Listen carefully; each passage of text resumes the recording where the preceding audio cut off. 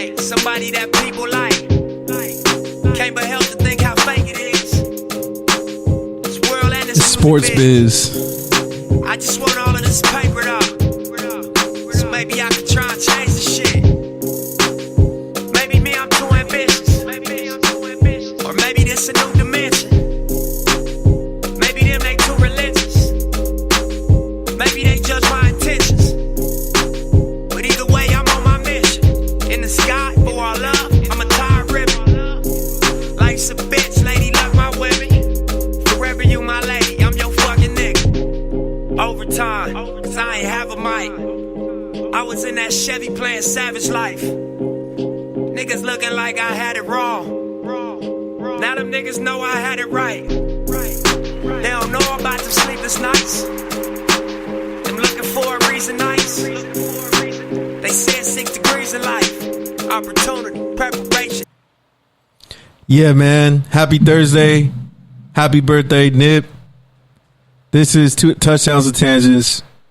I'm back in the house, joined by Kenny. Shout out to you for holding it down, as always. To my right. What's good, man? Yeah, you already know, man. I'm excited to be back. It's been a great week. Shout out to Lawndale High, Lawndale Cardinals. Good luck on a great season. South Bay football is going to be really competitive, really intense. So, yeah. Yeah, man.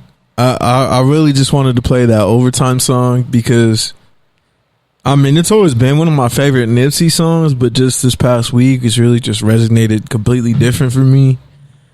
You know, I just kind of really resonate with the fact of being the one person in the room advocating for something, everyone just looking at you stupid. It's like, on one hand, like, yeah, it's like I might be too ambitious, but on the other hand, like, maybe you're just too tied into the system. I don't know. So I just wanted to start on that note because this show's always been about doing shit different, exposing the voices that aren't heard, sharing the perspectives that aren't shared, you know, reaching the people, the sports adjacent fans on the margin, stuff like that. And, you know, comforting the afflicted and afflicting the comfortable. That's kind of something that we have always just prided Touchdowns and Tangents about. Like I said, sometimes they say if you build it, they will come. What up, Serve? Hello. Serve. Hello. Pork belly connoisseur. Yes. I feel like that's not a good enough title. It is. Well, what do you? I mean, what's higher than a connoisseur? Pork belly princess? Is that okay? But yeah, man, since I had to stop the show for somebody, but we got a guest coming up pretty soon. Pete, unbutton your top button, that. dog. Pete, unbutton your top button, please. Your shirt looks uncomfortable. But before we get to the content, it's a Clipper shirt. Some housekeeping. Shout out to the Good News radio station. Shout out to the Good News Sports. Shout out to X Squad affiliates. Shout out to FPC Radio. Shout out to your favorite podcast app where you can find this. Shout out to all the people that listen to us, especially Kenny's mom.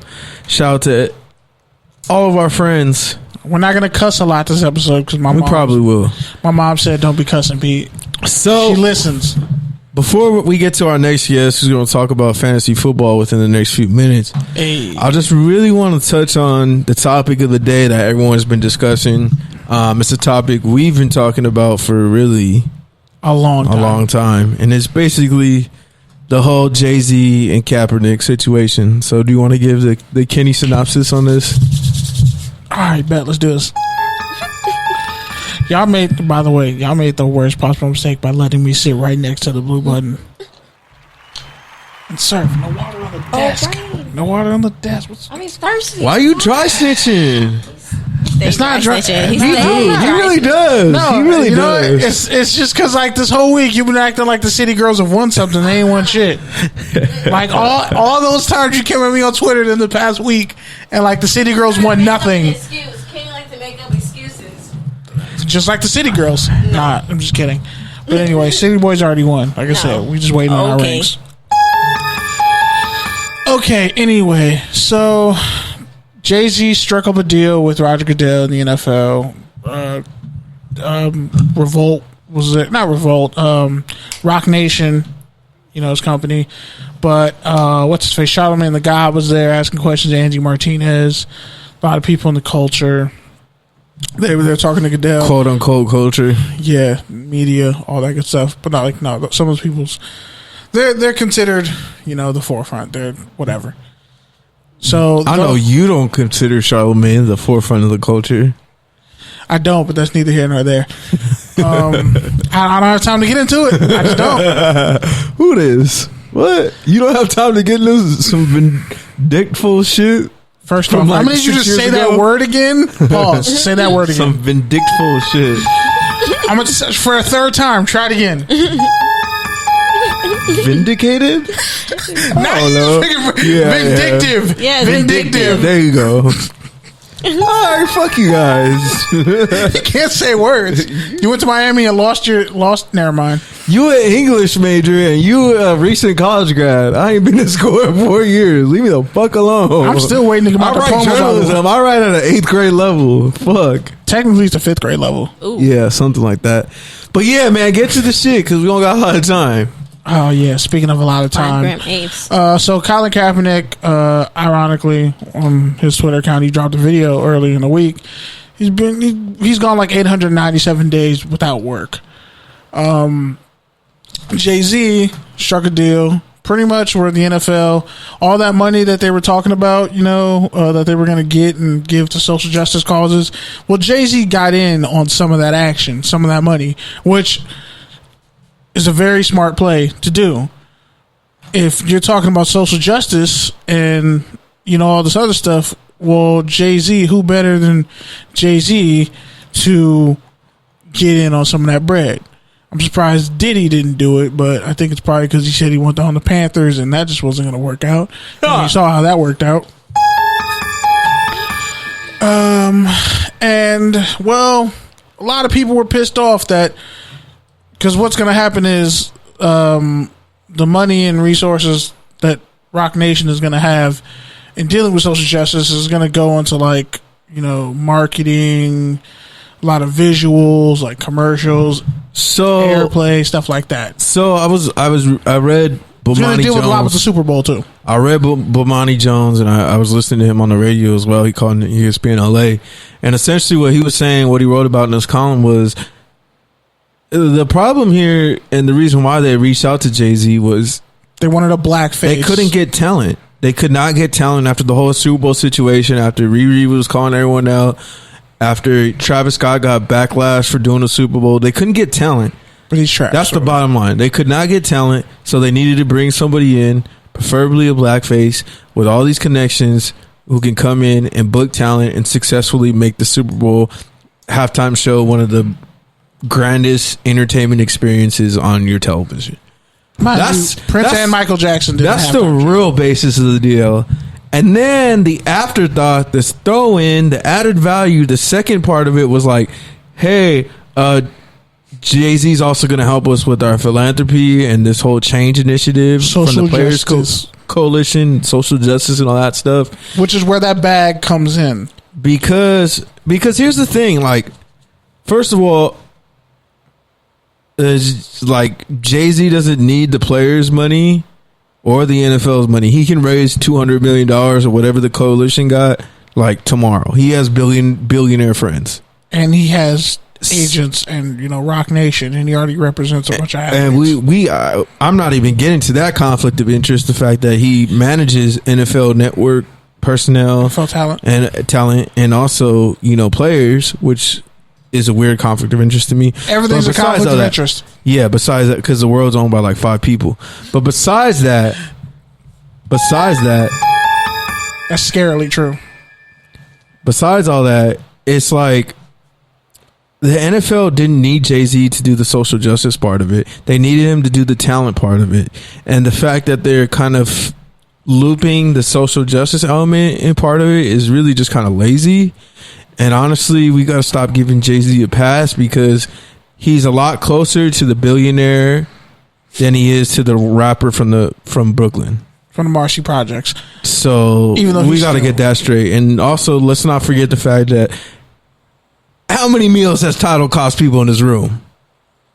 Just you, I think. It's really, that's a conflict of interest in itself. And we're gonna talk about. I got a vendetta against Tidal. All right? You really do. I don't know why. Oh, because I wanted to listen to 444 30 days before it dropped on Apple Music. I'm just letting. Well, look how that turned out. Yeah, You silly goose. and it still ended up on Apple Music. But regardless, Damn, you hate to see it. All I know on is top of the fact that Big is the best rapper of all time, No, he's not. Jay-Z. And then also, my other conflict of interest with Jay-Z is, I mean, he only finessed a bag at the off the expense of bat- Colin Kaepernick. at the expense of Damon Dash, off the expense of Kanye, off the expense of There's a couple of who else? A lot. But Beyonce, just those three people. he had to drop a combo album to get some clout. Like, First off, you gotta start giving Jay-Z a pass. bro. you got to throw in Nas. Yeah, I mean, I get it. Like, he's an embodiment of like working your way all the way from dead ass bottom to dead ass. He's the one Negro they let through. Can we just say that? You can say that. I can't say that. See, you learned. Good job. You went to Miami, you went to NBJ. You was like, I refuse to say that. You ain't gonna put those words in my mouth, sir. But nah, in all seriousness, and I mean, we've seen this before. And Eric Reed went on a whole Twitter, not tirade, but he read people their rights. That was a purposeful pun. Again, you never should have gave me this button. You and this blue button. Yep. You make it orange. I like that sound. That's But attractive. yeah, I mean, I'm not trying to take away from anything Jay-Z's done for the community or any outreach he will do with this. I'm But just saying it's a PR they- stunt. That's all I'm trying to say. I get that, but my issue is like, and Eric Reed pretty much hit on this purposely. He hit on this perfectly. The two of those are not mutually exclusive. Like, Yeah, that's a fair point. you can cut this deal. You can't cut a deal with the NFL and they blackball the guy who you said you stood for, wrote raps for, and 444, by the way. All the stuff talking about Colin Kaepernick, but then you go and cut a deal with the people who blackballed him. And he has no say in that. And then they came out and said, oh, yeah, Jay-Z's like, I talked to Cap, and then Nessa and Cap and Eric Reed are like, that's a lie. No, you didn't. Well, I think the other issue, and this is what Bomani brought up, is like it's like the Miami. It's pretty similar to the Miami Dolphins owner, essentially, Stephen Ross. making all this public statement supporting his players and protests and social justice 2 years ago, and now 2 years later, raising 8 figures for MAGA and Donald Trump. Like 14 million or something like that. So it's like Kenny Stills It's is like, like- that's whack. it's you can't play both sides. You can't publicly speak on an issue, but then your business is in bed with somebody else. But if we're looking at white supremacy and white supremacists, they always play both sides of the issue. But you also got to And look at it. that's precisely Bomani's point. That's exactly what he's getting. That's what billionaires think they can do. That they think they can feel sorry. Well, we're gonna yeah. we're gonna shelve this conversation. And get on a lighter note. Here's our guest. To land of fantasy make believe. Hello, caller. What is your name? Where you calling from? Can't wait to hear your beautiful voice. My name is Skew from the Skew podcast What's from good? Kansas City, Kansas. Wow. What's good, man? How you doing? Oh, just living the dream right now. How about you guys? Good. So for those of you who don't know, Skew podcast, you can follow them on social media. They got some really dope stuff. They got a really dope fantasy takes, really dope fantasy content. They're part of the Rise Up Pods community, which we're also a part of. So really looking forward to having you on. Thanks for making some time for us. Appreciate it. Hey, no problem, guys. I'm glad to be here. So my first question to you is, why fantasy football? Like, obviously you're passionate about it. What makes you passionate about it? Like, how did it start? Yeah, I mean, honestly, fantasy football, that's